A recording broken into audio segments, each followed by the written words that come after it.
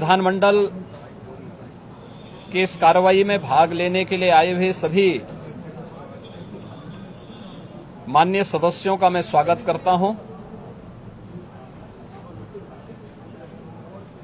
वर्ष का जो प्रारंभिक सत्र होता है, यह राज्यों के अंदर महामहिम राज्यपाल जी के अभिभाषण से इस सत्र की शुरुआत होती है। इसके अलावा वर्ष भर के लिए राज्य सरकार का बजट भी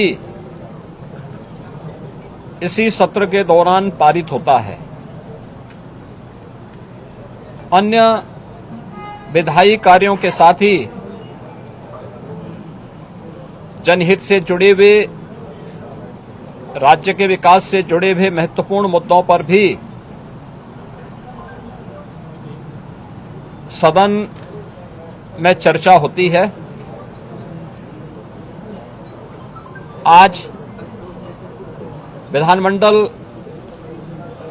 के कार्रवाई प्रारंभ होने के साथ ही महामहिम राज्यपाल जी का महत्वपूर्ण अभिभाषण संवेद सदन को महामहिम राज्यपाल जी के द्वारा अपने अभिभाषण के माध्यम से संबोधन होगा। इसके उपरांत कल से महामहिम राज्यपाल के भाषण पर सदन में चर्चा भी होगी। 20 फरवरी को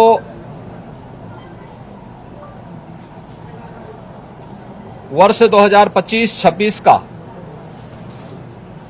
उत्तर प्रदेश का सामान्य बजट सदन में प्रस्तुत होगा। सदन 18 फरवरी से लेकर 5 मार्च तक के लिए प्रस्तावित किया गया है।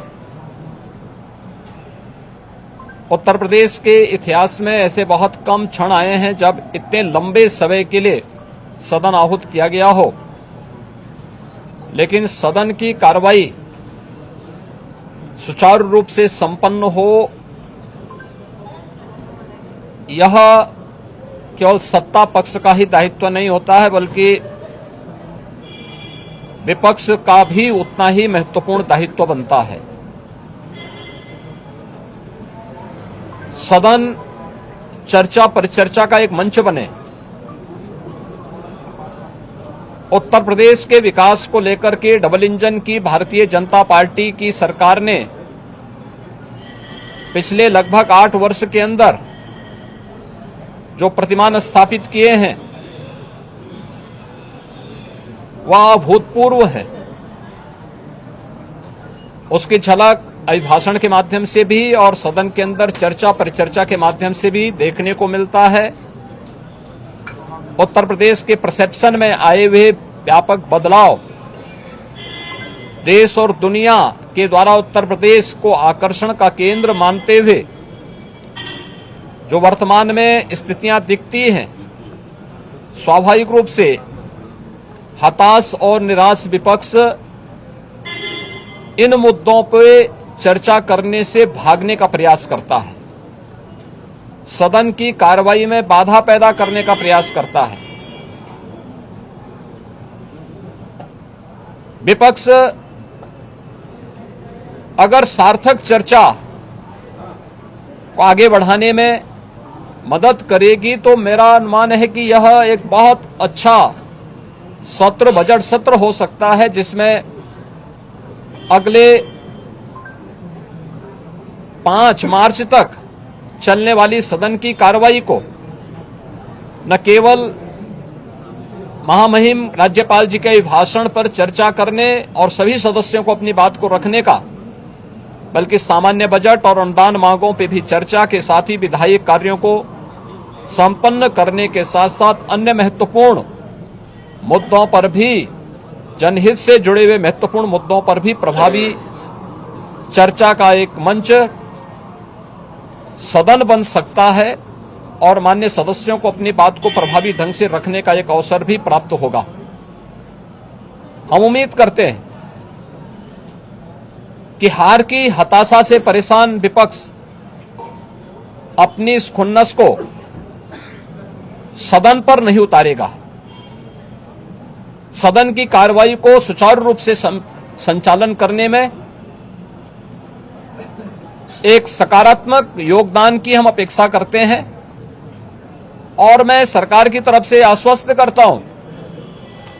कि जिस भी मुद्दे पर यद्यपि अभिभाषण और बजट अपने आप में समग्रता को लेकर के दो महत्वपूर्ण मुद्दे होते हैं जिनमें विपक्ष ही नहीं बल्कि सदन का हर सदस्य अपनी बात को प्रभावी ढंग से रख सकता है, लेकिन इसके इतर भी अगर किसी मुद्दे पर विपक्ष चर्चा करना चाहेगा, सरकार उसका तथ्यात्मक जवाब देने के लिए पूरी तौर पर तैयार है। लेकिन हम चाहते हैं कि एक सार्थक चर्चा का मंच सदन बनने चाहिए। आरोप प्रत्यारोप या फिर असंसदीय आचरण से इस समस्या का समाधान नहीं हो सकता है और मैं उम्मीद करता हूं कि महामहिम राज्यपाल के भाषण से उस सुदृढ़ और मर्यादित संसदीय आचरण की शुरुआत हम लोग विपक्ष के अंदर देखने का प्रयास करेंगे। उम्मीद करते हैं कि उस प्रकार का आचरण सभी माननीय सदस्यगण और खासतौर पर विपक्षी सदस्यगण सदन में दिखाएंगे, जिससे लोकतांत्रिक मूल्यों के प्रति आम जन की आस्था को और सुदृढ़ करने में मदद मिलेगी। मैं एक बार फिर से बजट सत्र के शुभारंभ के अवसर पर आज उत्तर प्रदेश विधानमंडल के जो कार्रवाई प्रारंभ होने जा रही है कुछ ही देर में, इसमें भाग लेने के लिए आए हुए सभी माननीय सदस्यों का हृदय से स्वागत करता हूं।